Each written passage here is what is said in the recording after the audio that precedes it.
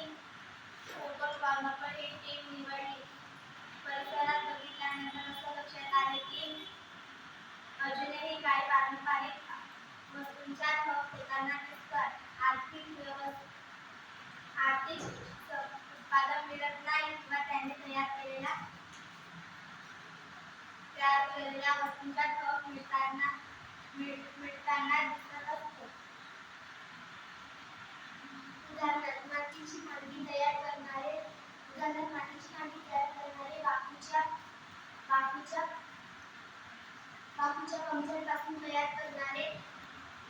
करणारे सूप टोपल्या तयार करणारे झाडू पायऱ्या तयार करणारे ही इत्यादी. या काळी सुद्धा म्हणजे आपण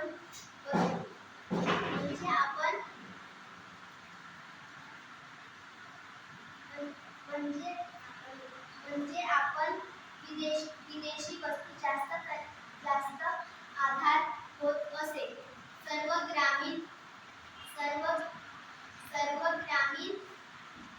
ग्रामीण अर्थव्यवस्थेचा पाया म्हणजे कुटीर उद्योग आहे. देशाला आत्मनिर्भर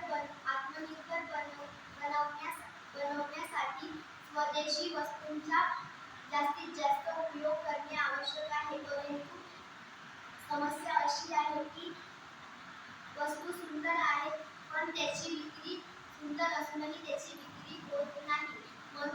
म्हणून स्वदेशीचे महत्त्व पटवून देण्यासाठी पोस्ट